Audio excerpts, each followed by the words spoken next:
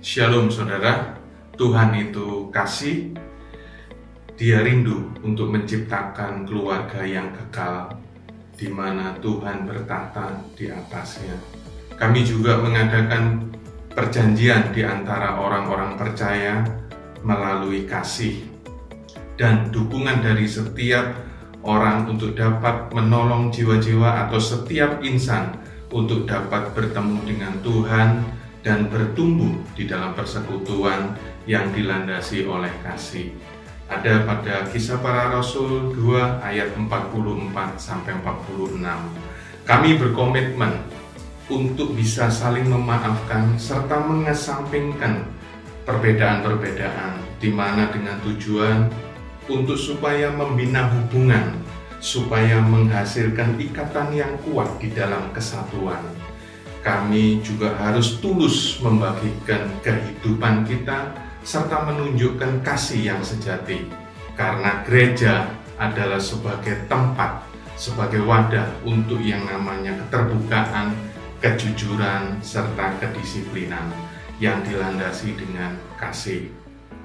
Kami juga merindukan akan setiap insan untuk mempunyai rasa, nilai, serta memberikan suatu penghargaan atas apa yang telah dilakukan di dalam ibadah maupun persekutuan care, karena di mana care adalah tempat wadah yang kecil untuk dapat saling menguatkan, saling mendukung, dan mendisiplinkan kita, sehingga gereja merupakan tempat atau wadah untuk supaya melahirkan jiwa-jiwa yang berintegritas tinggi terhadap kejujuran atas perilaku dan perbuatan yang dilakukan baik di dalam gereja maupun di luar gereja. Matius 5 ayat 13-16. Selamat beribadah, Tuhan Yesus memberkati.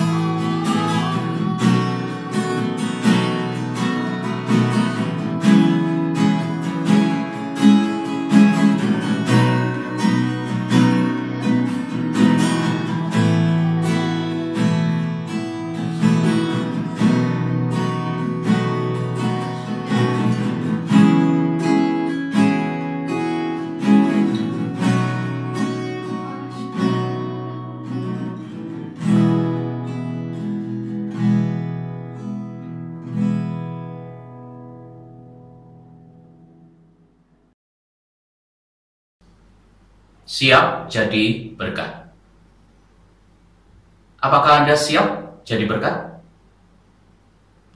Semua orang percaya jika ditanya apakah mereka siap jadi berkat, tentu mereka akan menjawab siap. Padahal kalau kita renungkan lebih lagi, pertanyaan ini mengandung konsekuensi yang besar. Bagaimana tidak? Siap menjadi berkat kadangkala sangat merepotkan.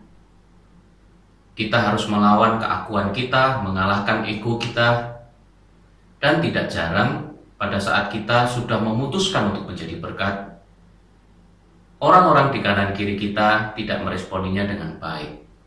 Bahkan tidak sedikit yang mencibir atau mungkin justru membalas dengan hal yang tidak baik. Di titik itulah kita kemudian sanksi apakah saya masih perlu menjadi berkat. Dan kalau kita renungkan lebih lagi, sesungguhnya banyak di antara kita lebih memilih untuk cari berkat daripada jadi berkat. Jadi, apa yang kita putuskan hari ini? Apakah kita datang ke Tuhan, bekerja, sekolah, hanya untuk cari berkat? Atau kita mau tetap memutuskan jadi berkat sekalipun repot?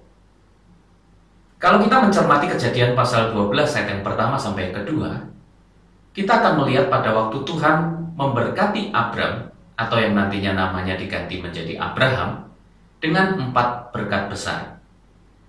Berfirmanlah Tuhan kepada Abram, "Pergilah dari negerimu dan dari sanak saudaramu dan dari rumah bapamu ini ke negeri yang akan kutunjukkan kepadamu." Inilah berkat yang pertama, a great land, atau kita lebih mengenalnya dengan a promised land, tanah perjanjian. "Aku akan membuat engkau menjadi bangsa yang besar." Ini berkat yang kedua. Abram dijanjikan akan menjadi a great nation, atau bangsa yang besar. "Dan memberkati engkau serta membuat namamu masyhur." Inilah berkat yang ketiga, di mana Abraham dijanjikan memiliki nama yang masyhur, a great name. Orang-orang yang percaya kepadanya akan ditinggikan pada waktunya. Dan berkat yang keempat dikatakan, engkau akan menjadi berkat. Saudara, kalau kita cermati, berkat-berkat yang Tuhan janjikan kepada Abram pada akhirnya adalah Tuhan mau memakai Abraham untuk menjadi berkat bagi orang lain, menjadi berkat bagi lebih banyak orang. Jadi, sekalipun jadi berkat punya risiko yang besar. Jadi berkat memang kadangkala merepotkan. Jadi berkat memang seringkali identik dengan membayar harganya. Tetapi mari kita belajar mentaati perintah Tuhan, bahwa kita, saudara dan saya, diberkati adalah untuk menjadi berkat. Bagaimana mungkin menjadi berkat itu adalah berkat bagi saya? Saudara, pernahkah saudara bertemu dengan seseorang dan orang itu berkata, "Kamu beruntung, punya istri cantik, manis, ramah, doyan kerja, mau bantu ini itu. Kamu sangat beruntung." Dan kita pun menjawab dengan bangga, "Iya, saya beruntung." Saudara, ini loh yang dikatakan firman Tuhan, bahwa pada saat seseorang memutuskan untuk menjadi berkat, dalam hal ini untuk keluarganya pun menganggap itu adalah sebuah berkat atau keberuntungan yang tidak didapat oleh semua orang. Jadi saudara melihat, di mana ada orang memutuskan untuk menjadi berkat, di sana berkat Tuhan turun. Saudaraku, inilah yang dikatakan oleh firman Tuhan di dalam Kisah Para Rasul ayat yang ke-20, pasal yang ke-20, ayat yang ke-35. Firman Tuhan di Kisah 20 ayat 35 dikatakan, "Dalam segala sesuatu telah kuberikan contoh kepada kamu, bahwa dengan bekerja demikian kita harus membantu orang-orang yang lemah dan harus mengingat perkataan Tuhan Yesus. Sebab ia sendiri telah mengatakan, adalah lebih berbahagia memberi daripada menerima. Saya ulangi sekali lagi, adalah lebih berbahagia memberi daripada menerima. Coba saudara bayangkan, supaya saudara bisa mempelajari, merenungkan, mendapatkan pesan yang lebih dalam lagi dari apa yang baru saja disampaikan oleh firman Tuhan di Kisah Rasul 20 ayat 35. Coba kalau saudara bayangkan, semua orang datang ke sebuah tempat untuk cari berkat. Tangan yang pertama datang untuk cari berkat, tangan yang kedua datang untuk cari berkat, tangan yang ketiga dan tangan-tangan yang lainnya datang untuk cari berkat. Saudara bisa membayangkan suasana di ruangan itu? Tentu itu suasana yang sangat tidak mengenakan. Karena semua orang datang untuk cari sesuatu, untuk mendapatkan sesuatu. Problemnya adalah, kemudian siapa yang memberi sesuatu? Maka tidak heran kalau saudara ada di dalam ruangan itu, isinya pertengkaran, isinya saling berebut, isinya dendam, isinya kemarahan, dan lain sebagainya. Tapi sebaliknya, coba bayangkan kalau setiap orang, setiap tangan yang datang untuk memberi sesuatu. Tangan pertama datang memberi sesuatu, tangan yang kedua datang membawa dan ingin memberi sesuatu, tangan yang ketiga juga demikian, dan seterusnya. Saudara bisa membayangkan suasana di ruangan itu? Maka tidak ada satupun orang di ruangan itu, tidak ada satupun tangan di ruangan itu yang kosong, karena semua tangan ingin memberi. Dari ilustrasi sederhana ini saya ingin menjelaskan kepada Bapak Ibu Saudara betapa Tuhan ingin kita jadi berkat. Karena di mana ada hati yang mau menjadi berkat, saudara sendiri diberkati Tuhan. Kalau kita menyadari kebenaran ini, seharusnya kita bersemangat sekali untuk jadi berkat, bukan? Tapi kenapa sampai hari ini mayoritas orang masih memilih untuk cari berkat ketimbang jadi berkat? Seringkali kita salah tafsir, salah mengerti tentang jadi berkat. Bahwa jadi berkat itu harus punya uang banyak, jadi berkat itu harus punya posisi yang tinggi. Salah besar kalau kita berpikir demikian. Karena sejatinya, saudara dan saya, apapun keadaan kita hari ini, kita bisa jadi berkat. Saudara masih ingat peristiwa pada waktu Yesus berjalan bersama-sama muridnya dan melayani begitu banyak orang. Orang-orang yang melihat mujizat yang dilakukan Yesus mengikuti dia. Pada satu titik, Yesus menyadari mereka sangat kelelahan dan kelaparan. Dan dia berkata kepada muridnya bahwa mereka harus memberi orang-orang itu makan. Bukan hal yang aneh jika para muridnya pada saat itu terkejut dan kebingungan. Karena bagaimana mungkin di tanah yang sepi seperti itu, mereka bisa memberi makan 5.000 laki-laki, belum termasuk anak-anak dan perempuan. Katakan mereka ada di lingkungan yang ramai, ada toko, ada tempat untuk membeli sesuatu untuk dimakan pun, kita pinjil mencatat 200 dinar pun belum tentu cukup untuk memberi mereka makan. Jadi, ada satu keadaan di mana murid-muridnya bertanya, bagaimana saya jadi berkat kalau saya punya begitu banyak keterbatasan? Bahkan apa yang ada hari ini adalah hal yang mustahil untuk kita bisa memberkati mereka dengan makanan. Kira-kira itu yang disampaikan oleh murid-murid Yesus. Tetapi puji Tuhan, Andreas datang bersama seorang anak. Kalau di dalam terjemahan Yunani-nya diterjemahkan sebagai seorang anak kecil, anak laki-laki. Dan anak itu membawa 5 roti, 2 ikan. Saudara mulai ingat kisah ini? Tapi pada waktu dia membawa 5 roti dan 2 ikan itu, Andreas berkata kepada Yesus, di sini ada seorang anak yang mempunyai 5 roti jelai dan 2 ikan. Tetapi apakah artinya itu untuk orang sebanyak ini? Demikianlah kitab Yohanes pasal 6 ayat ke-9 berkata. Saudaraku, inilah yang juga seringkali terjadi pada kita. Kita mulai memahami bahwa hidup jangan cari berkat melulu. Berkat pasti diberikan. Apalagi bagi mereka yang memutuskan untuk jadi berkat. Tetapi kadangkala jadi berkat repot, jadi berkat bayar harga. Apalagi seringkali kita terpengaruh omongan banyak orang bahwa jadi berkat harus punya uang banyak, jadi berkat harus punya status yang tinggi, jadi berkat harus mapan, dan yang lainnya lagi. Tapi hari ini mari kita belajar sama-sama bahwa menjadi berkat itu bicara tentang kesiapan hati kita. Menjadi berkat adalah tentang keputusan kita. Apakah kita siap jadi berkat sungguh-sungguh, apapun keadaannya? Saudaraku, mari kita melihat bagian per bagian dari Yohanes pasal yang ke-6 ayat ke-9 ini, supaya saudara dan saya siap jadi berkat. Saya ingin menggarisbawahi bagian pertama dari Yohanes 6 ayat 9, di mana di sana dikatakan, di sini ada seorang anak. Kita tidak tahu nama anak tersebut, karena Alkitab tidak pernah menyebutkan namanya. Bahkan latar belakangnya dari mana, Alkitab juga tidak menyebutkannya. Dan lebih luar biasa lagi, karena Yohanes adalah satu-satunya kitab Injil yang menyebutkan bahwa yang membawa 5 roti 2 ikan itu adalah seorang anak. Saudara, apa yang dapat kita pelajari di sini?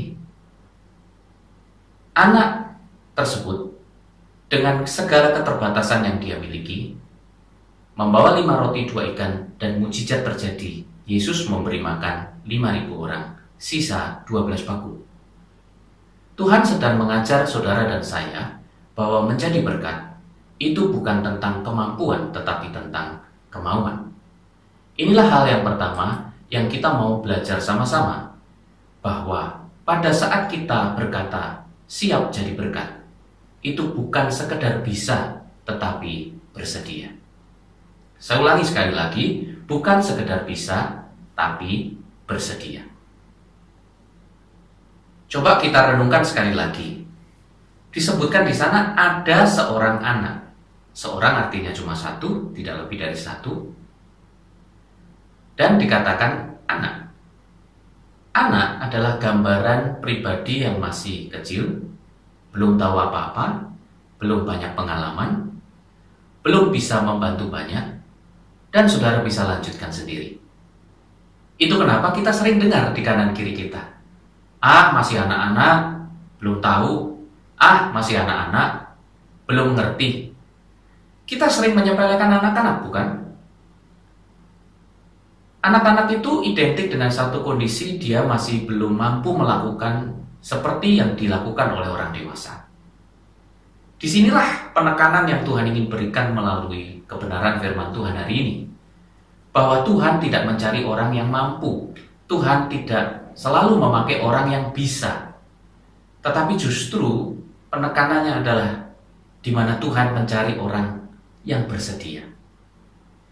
Karena saya sangat yakin di antara 5.000 orang itu yang punya roti maupun ikan, itu tidak cuma seorang anak ini. Tapi mungkin kalau dikumpulkan dengan sungguh-sungguh, mungkin ada lebih banyak orang di sana yang membawa bekal. Tidak lucu bukan? Kalau hanya anak-anak dan satu anak saja yang membawa bekal di antara kerumunan orang yang sebegitu banyak. Tapi inilah yang menjadi gambaran yang kita sering dapati hari ini. Bahwa banyak orang yang mampu, tetapi tidak punya kemauan. Banyak orang yang bisa sebetulnya jadi berkat, tetapi tidak bersedia. Saya menemukan banyak orang yang pandai, tetapi tidak pernah punya waktu untuk jadi berkat. Hidup hanya untuk dirinya sendiri, semau-maunya sendiri. Seringkali kalau mereka ditawari ini dan itu untuk menjadi berkat bagi sesamanya, mereka selalu berkata, saya sibuk, saya nggak punya waktu, saya masih ada urusan, dan seterusnya. Ini bukti saudara bahwa banyak orang bisa sebetulnya jadi berkat, tetapi tidak bersedia, tetapi tidak mau memberi diri. Saudara, Tuhan tidak pernah mau paksa kita.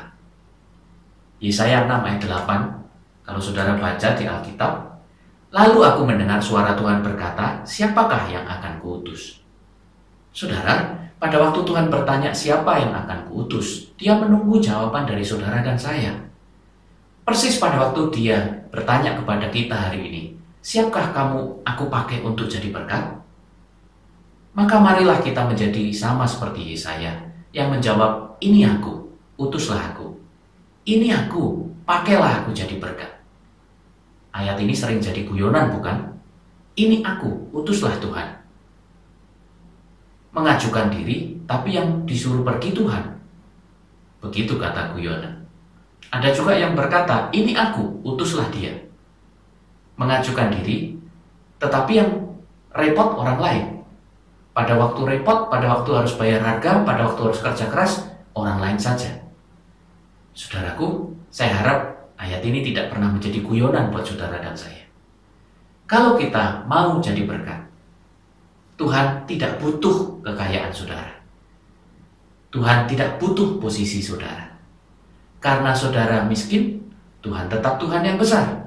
Saudara merasa tidak mampu, Tuhan tetap Tuhan yang besar. Saudara merasa mampu pun, Tuhan tetap Tuhan yang besar. Jadi ketidakmampuan maupun kemampuan saudara tidak mengubah karakter Tuhan, tidak mengubah kepribadian Tuhan, tidak mengubah kebesaran Tuhan. Jadi jangan kita bangga kalau kita mampu, jangan kita bangga kalau kita bisa. Atau sebaliknya, jangan kita minder kalau kita tidak mampu. Jangan kita merasa rendah diri kalau kita tidak bisa. Karena Tuhan berkata, ada seorang anak, artinya ada orang yang terbatas. Ada orang yang tidak bisa, tetapi bersedia. Di bagian selanjutnya disebutkan di ayat ke-9, yang mempunyai 5 roti jelai dan 2 ikan. Saudara, mari kita fokus dengan 5 roti 2 ikan. Apakah tidak ada yang lain? Tadi saya sudah katakan, mungkin ada yang lain. Apakah anak itu tidak bisa memberi lebih? Tidak bisa, karena yang dia punya cuma itu. Jadi, hal kedua, kalau kita siap jadi berkat, itu bukan hanya bicara tentang hati yang bersedia, lebih daripada kebisaan atau kemampuan kita, tetapi Tuhan juga mencari orang-orang yang memberi, yang rela memberikan apa yang dia punya. Jadi poinnya adalah bukan dengan apa yang tidak ada, tetapi dengan apa yang ada pada kita. Saya ulangi sekali lagi, bukan dengan apa yang tidak ada, tetapi dengan apa yang ada pada kita. Seringkali kita terjebak dengan pemikiran yang keliru, di mana kita harus punya yang orang lain punya dulu, baru kita bisa jadi berkat. Misal nih, kita waktu nonton tayangan sosial di televisi dan melihat ada satu orang kaya memberikan sumbangan yang besar, kita berpikir begini, nanti kalau saya kaya, saya juga bisa seperti itu. Kalau sekarang belum bisa, saya belum sekaya dia. Saudara, ini pemikiran yang sangat salah. Saudara dan saya, apapun keadaan kita, Tuhan bisa pakai saudara dan saya untuk jadi berkat. Itu kenapa barusan tadi kita melihat bahwa anak kecil itu hanya mempunyai 5 roti 2 ikan. Adalah satu simbol, adalah satu keadaan yang menggambarkan satu kondisi yang apa adanya, punyanya cuma itu. Sekali lagi, karena Tuhan mau memakai saudara untuk jadi berkat, itu tidak tergantung dengan apa yang saudara tidak punya. Saudara tidak perlu bingung dengan apa yang saudara tidak punya. Justru orang-orang yang selalu bingung dengan apa yang dia tidak punya, hidupnya penuh dengan keluh kesah. Setiap hari berkeluh kesah, setiap hari selalu mengeluh, setiap kali selalu ada hal yang dilihat sebagai sesuatu yang jelek. Kenapa? Karena fokus hidupnya selalu pada apa yang dia tidak punya. Belum punya mobil, belum punya pekerjaan yang gajinya besar, belum punya laptop, belum punya PC yang canggih, belum punya gadget yang bagus, belum sekolah di sekolah yang mahal, belum sekolah di luar negeri, belum punya uang untuk ini dan itu, dan seterusnya. Saudaraku, setiap kali kita berfokus pada apa yang kita tidak punya, maka jangan berpikir untuk jadi berkat. Hidupmu pun pasti akan sengsara sekali. Hidup kita pasti akan tidak pernah puas setiap hari. Ibrani 13 ayat 5 mengingatkan saudara dan saya, cukupkanlah dirimu dengan apa yang ada padamu. Sekali lagi saya ulangi, cukupkanlah dirimu dengan apa yang ada padamu. Tadi di bagian yang pertama saya sudah ingatkan, saudara punya dan tidak punya itu tidak mengubah kekayaan Tuhan. Itu tidak mengubah kemampuan Tuhan untuk membuat saudara dan saya berhasil. Justru di dalam keterbatasan kita, firman Allah mengingatkan kita, dalam kekurangan kita, dalam kondisi terbatas kita, kita bisa melihat ketidakterbatasan Tuhan. Kita bisa melihat kuasa Tuhan terjadi di sana. Jadi Bapak Ibu Saudara, inilah hal yang kedua yang firman Tuhan ingin ingatkan kita hari ini. Tuhan tidak mencari mereka yang mau menjadi berkat adalah orang yang punya semuanya. Justru apa yang kita punyai dan dengan rela hati kita memberikannya, Tuhan bisa memakai saudara dan saya jadi berkat. Jadi, mari kita putuskan hari ini. Apakah saudara dan saya mau dipakai Tuhan untuk jadi berkat? Kita tahu bahwa kita diberkati Tuhan bukan hanya untuk menikmati kenyamanan dan kelimpahan berkat yang dari Tuhan. Tetapi Tuhan mau memakai saudara dan saya seperti Abraham menjadi berkat bagi banyak orang. Dan memang menjadi berkat butuh bayar harga. Menjadi berkat butuh pengorbanan yang seringkali tidak mudah. Tetapi pada saat kita menjadi berkat, sesungguhnya di sanalah kita akan menemukan arti kehidupan yang diberkati. Bagaimana kita sungguh-sungguh mengalami hidup yang diberkati Tuhan adalah pada saat kita mau jadi berkat. Dan jangan lupa, yang pertama, bukan tentang kebisaan kita atau kemampuan kita, tetapi tentang bersedia. Apakah saudara dan saya bersedia? Apakah saudara dan saya mau? Bukan tentang apa kita mampu. Yang kedua, Tuhan juga mengingatkan kita hari ini. Apakah kita mau merelakan apa yang kita punya? Apakah kita mau fokus dengan apa yang kita punya, ketimbang fokus pada apa yang kita tidak punya? Karena Tuhan bisa memakai saudara dan saya jadi berkat, bukan dengan apa yang tidak ada pada kita, tetapi dengan apa yang ada pada kita. Saya berdoa, setiap kita hari ini mengambil keputusan yang benar untuk jadi berkat. Apapun kondisi kita hari ini, apapun keterbatasan yang kita miliki hari ini, jangan tunda lagi. Mari kita menjadi berkat lebih heran lagi bagi banyak orang. Tuhan memberkati. Saya mengajak Bapak Ibu Saudara untuk tundukkan kepala, pejamkan mata, kita berdoa. Bapa kami yang ada di surga, Engkau Tuhan yang tidak terbatas. Tolong kami yang terbatas ini untuk memahami kebenaran firman-Mu dan menaruh benih firman-Mu ini di hati yang lembut supaya berbuah lebat. Kami sudah belajar bagaimana menjadi berkat tidak membutuhkan kebisaan kami, tetapi kesediaan kami. Menjadi berkat tidak harus dengan apa yang tidak kami punya, tetapi dimulai dari apa yang kami punya. Tolong kami Roh Kudus, supaya kami boleh menjadi orang-orang yang bersedia, yang tidak banyak alasan lagi. Ini itu, dan selalu menolak setiap kali ada kesempatan untuk kami bisa menjadi berkat bagi orang lain. Tolong kami juga, supaya kami fokus pada apa yang kami punya, mencukupkan diri dengan apa yang kami punya, ketimbang apa yang tidak kami punyai. Tuhan, kami tahu, pada saat kami memutuskan untuk menjadi berkat, orang di kanan kiri kami diberkati, keluarga kami diberkati, teman-teman sekolah kami diberkati, tempat kerja kami diberkati, lingkungan masyarakat kami diberkati, dan kami sendiri pun sangat diberkati. Kami terima berkat-Mu di dalam nama Tuhan Yesus Kristus. Haleluya, haleluya. Amin.